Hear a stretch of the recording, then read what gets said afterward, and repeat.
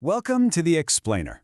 When we think about data security, our minds usually jump straight to things like firewalls, right? Encryption. But what if the biggest threat to our data isn't a hacker at all?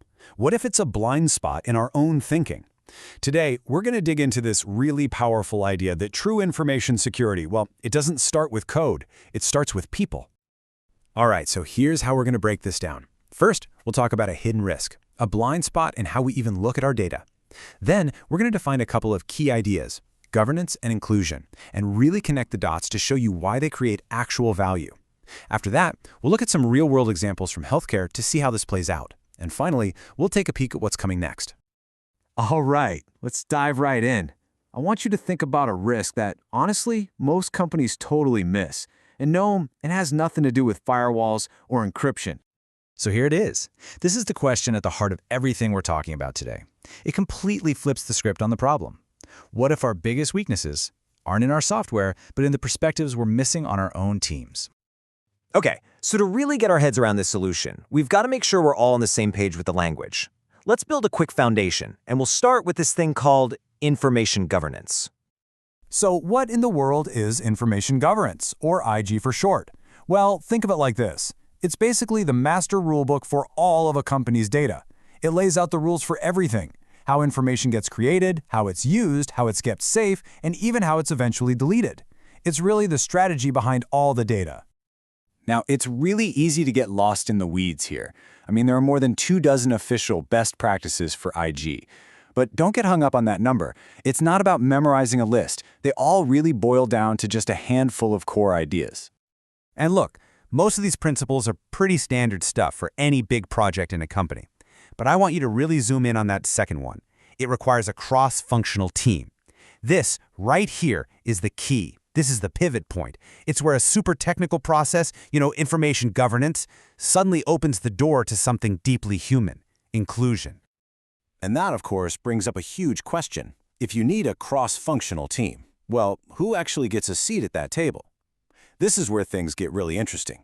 Because diversity, in this context, it's not just some corporate buzzword. It's a practical, nuts and bolts necessity. It means making sure that everyone who has a stake in the data, we're talking IT, legal, but also the folks on the front lines, has a real voice in writing the rules.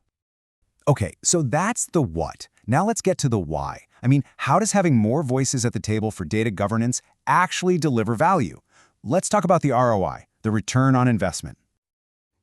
When we hear ROI, our brains immediately go to spreadsheets, right? Profit margins, numbers on a page. But the real value of being inclusive here, it often shows up in the intangibles. The stuff that's really hard to count, but is absolutely crucial for a company's success in the long run. And here's what that actually looks like in practice. You get way better communication, you build a culture that's genuinely based on respect. And this isn't just fluffy, feel-good stuff. It translates directly into fewer legal headaches because you're catching issues before they blow up. It means happier customers and employees who are actually engaged in their work. These aren't soft benefits, not at all. They are hard, measurable signs of a healthy organization. And this quote, it totally redefines respect. It's not just a feeling, it's a core business skill. It's the actual practice of taking someone else's perspective, of really genuinely trying to see their reality. And when you build that skill right into how you govern your data, you just naturally start making smarter, safer, and way less biased decisions. Okay, let's make this real. The healthcare industry gives us 3 perfect, powerful examples of exactly what's at stake. What can go wrong when perspective is missing from the equation? First up, communication. The problem seems simple, but it's incredibly dangerous. You have patients who don't speak English, and they often don't fully understand their treatment options. This leads to huge problems with informed consent. The solution? It's pretty direct. Build systems to make sure professional interpreters are always part of the conversation when you're gathering patient info. You can even use things like telemedicine to help out facilities in more remote areas. And the return on investment here? It is crystal clear. This isn't just about providing better service. This is hardcore risk management. Think about it. Every single misunderstanding you avoid is a potential lawsuit that never gets filed, a complaint that never happens, and that leads to safer outcomes for everybody, the patients and the hospital. All right, next up, let's look at a failure of perspective that's literally baked into the software. So many electronic health records only give you a male or female option for gender. Now, this isn't just a small inconvenience, It can lead to genuinely dangerous misdiagnoses for transgender patients, especially when automated systems make gendered assumptions based on that bad data. The solution really just starts with making the code reflect reality. The ROI here, well, you measure it in human lives. More accurate data directly leads to fewer devastating, life-altering misdiagnoses. The value isn't just about getting fewer complaints. It's about providing competent, respectful care to a whole community of people. And for our last case study, let's talk about access to care itself. The source points to a really troubling issue where some patients might actually get turned away just because of their background.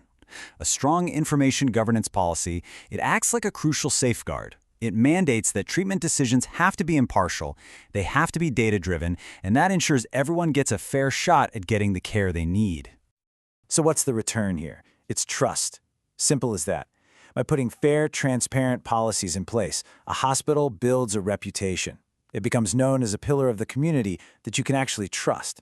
And this doesn't just cut down on complaints and friction, it actively grows their patient pool because they're showing everyone, hey, this is a safe place for you. So, where do we go from here? What's the future of all this look like? Well, to get a glimpse, the source material points to a university hackathon, where students came up with a couple of absolutely brilliant solutions. And what's so cool about these projects is how proactive they are. See, instead of trying to patch up biased systems after the fact, these students built inclusive ones from the ground up. One project is a tool to help healthcare workers share cultural knowledge super fast. The other is a mental health app, where privacy isn't just a feature they tacked on at the end, it's the absolute core of the design. This is what it looks like to design for inclusion, not just react to exclusion. And that brings us to a final, really provocative thought to leave you with. We spend so much time, so much money building these complex technical firewalls to protect our data. But what if the source material is right? What if the biggest risk we face isn't a failure of our technology, but a failure of our imagination? And maybe, just maybe, the strongest firewall we could ever build is one made out of diverse human perspectives.